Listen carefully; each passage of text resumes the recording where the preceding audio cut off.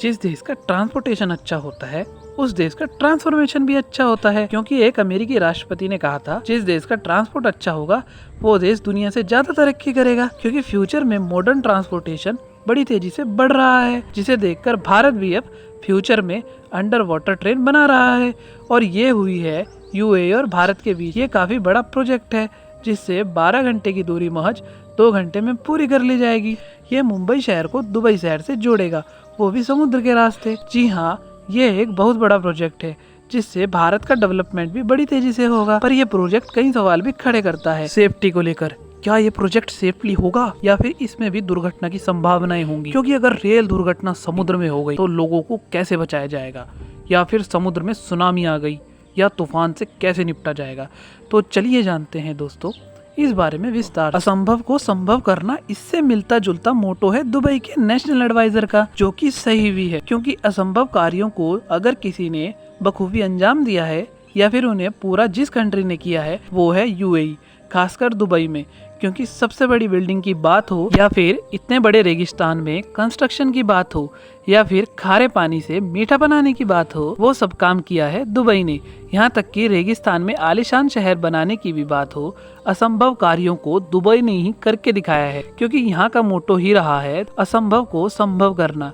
ये under water railway Mumbai से लेकर दुबई तक न सिर्फ कम समय में तय होगा, बल्कि इससे दोनों देशों की भी ट्रेड आसान हो जाएगा। साथियों, अगर ये प्रोजेक्ट काम कर गया तो पेट्रोल भारत सीधा पहुंचेगा, वो भी कम कीमतों पर, और यूएई को भी गुजरात से पानी आराम से मिल सकेगा, जो कि भारत पानी आराम से यूएई को भेज सकेगा। तो ये भी सौदा भारत के लिए ही काफी अच्छा साबित हो सकता है, क्योंकि खारे पानी को साफ करने में दुबई के लिए बहुत ज्यादा कॉस्ट आती है। तो इस तरह से इस ट्रेन से दोनों देशों का फायदा होगा। अब बात कर लेते हैं सेफ्टी की।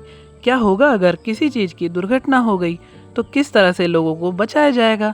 तो सरकार का कहना है कि ये under water railway project 2000 kilometre तक होगा, जिससे दोनों देशों के बीच बीच में चेक पॉइंट बनाए जाएंगे। मतलब पानी के ऊपर कहीं जगह पर चेक पॉइंट बनाए जाएंगे, जिससे दुर्घटना से लोगों को रेस्क्यू किया जा सकता है। एक रास्ता ये भी हो सकता है पहले इसके मालगाड़ी से टेस्ट किया जाए, ताकि भविष्य में दुर्घटना से सावधान हो सकें, जिससे इंसानों को कोई समस्या ना हो। अब बात आती है आपदा की। तो दोस्तों, भारत और दुबई को समुद्र में ही ऐसे सिस्टम लगानी चाहिए जिससे आपदाओं को पहले से देखा जा सके और पता चलते ही रेल मार्ग तुरंत रोका जा सके, या फिर इस टनल को इस प्रकार से बनाया जाए कि इस पर किसी आपदा का या फिर किसी सुनामी का असर ना हो।